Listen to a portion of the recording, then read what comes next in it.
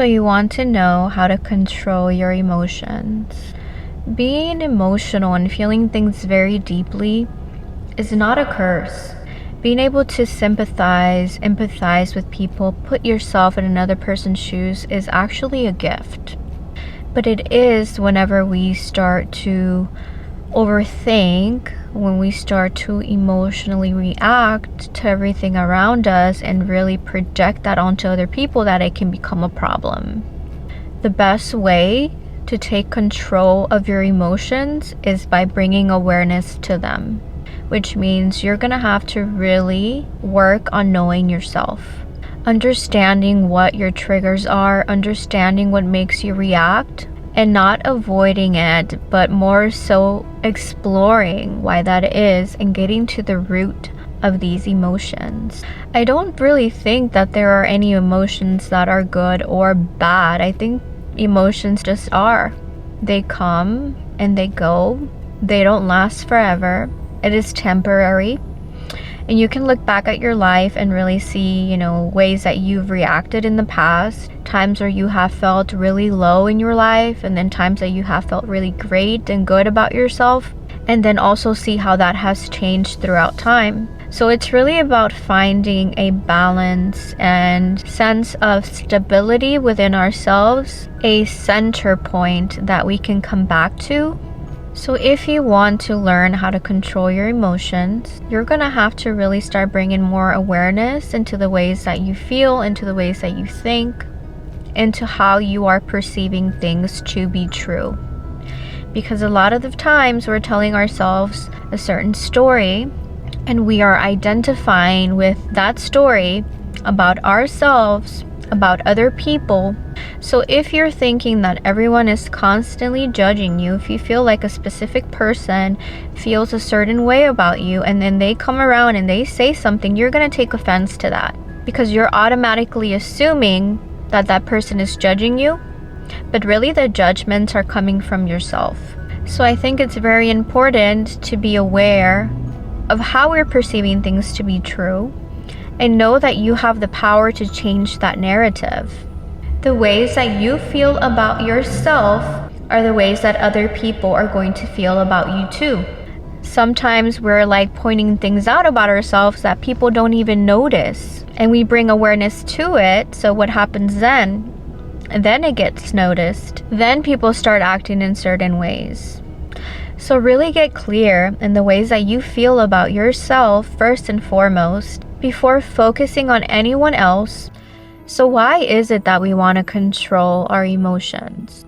It's either that we are noticing that we are overreacting and then we feel bad in the ways that we're showing up, or we are, being emotional and someone is telling us that we're too sensitive, that we're too emotional, that we are always crying. So it's not only important to bring awareness to ourselves, but also bring awareness to the kind of people you are surrounding yourself with. Is it that you are truly being emotional? Or is it that you are being surrounded by people that are not connected emotionally? And maybe you are triggering that within them. So they want you to suppress your own emotions in order to make them feel comfortable. There's nothing wrong, again, with feeling things very deeply, but how are we presenting that? How are we showing up? How are we relating to our emotions, and how are we projecting that outward?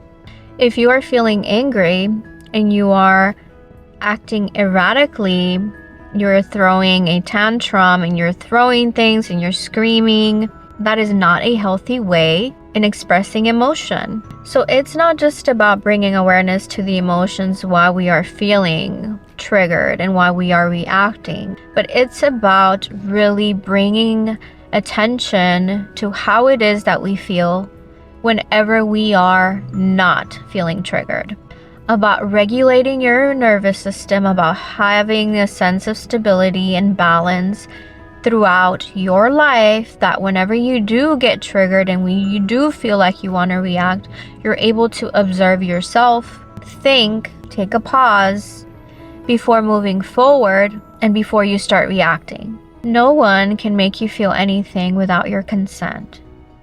So if you are emotionally reacting to what another person is saying or to how someone is showing up, you are giving your power away. Whenever you are feeling emotional and you are feeling uncomfortable, I don't necessarily think that there's anything that is good or bad. There's no such thing as a good or a bad emotion. They just are. They just come and then they go, and they come again and then they go. It's about really observing our emotions, understanding them, and not attaching ourselves to them. Not attaching ourselves to the emotions and making them part of our personality and feeling like, this is who I am, this is why I am this way. Again, changing your perspective and how you view things and what you deem to be true about yourself and others. So any emotion not given any energy to will eventually go away. So again, observing it, knowing that it's there, feeling it, but not feeding it. Not feeding it to the point where it just becomes so big that you can no longer hold it and you have to react.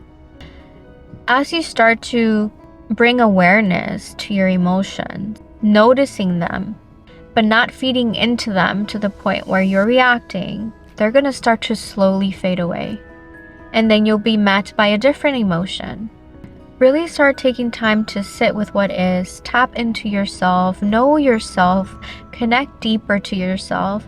And I'm very big on mindful practices, really doing the breath work, really doing the meditation.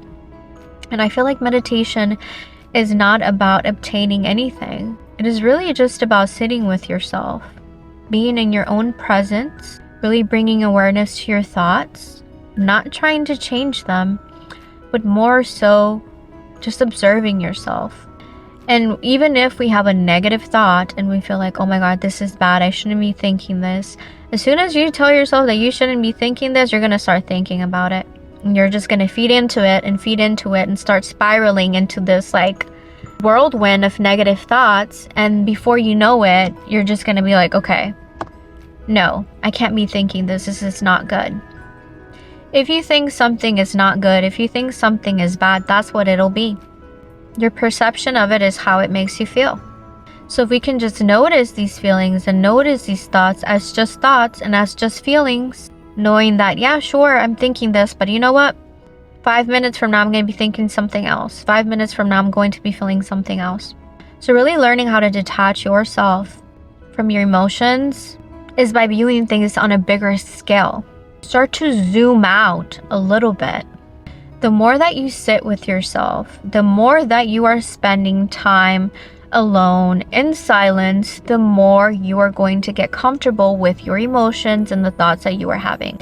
You're going to have to be dedicated to your spiritual and personal growth. No one can make you feel anything without your consent. So it really doesn't matter what other people are doing and how other people are showing up. Whenever we start to zoom out, we can understand that a lot of the ways that people are showing up has everything to do with them and not really anything to do with us. Even if they do know us on a personal level, that's just the way that they perceive things to be true, just as you are showing up in the ways that you perceive things to be true. Whenever we can take the blame off of other people, turn it around, take a good look at ourselves, take accountability and responsibility for our own life, that is when we can take control, become more aware, and start making changes. And if you're constantly putting yourself around people that are always triggering you, notice the kind of circles that you are in. Is this something that is going to benefit your growth overall? If you are surrounding yourself with people who are constantly triggering you, then you need to really evaluate the kinds of relationships that you are continuing to put yourself in. What does that say about your self-worth?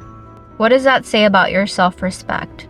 So creating distance between you and people that are no longer in alignment with you is also going to help you take control of your emotions and take control of your thoughts. And it's not about avoiding them, but also understanding that I don't want to continue to put myself in situations that are going to be unpleasant, because someone that loves themselves is not going to continue to stay around people who are always triggering them, who are always saying negative things. And a lot of the times this can even be our own family members.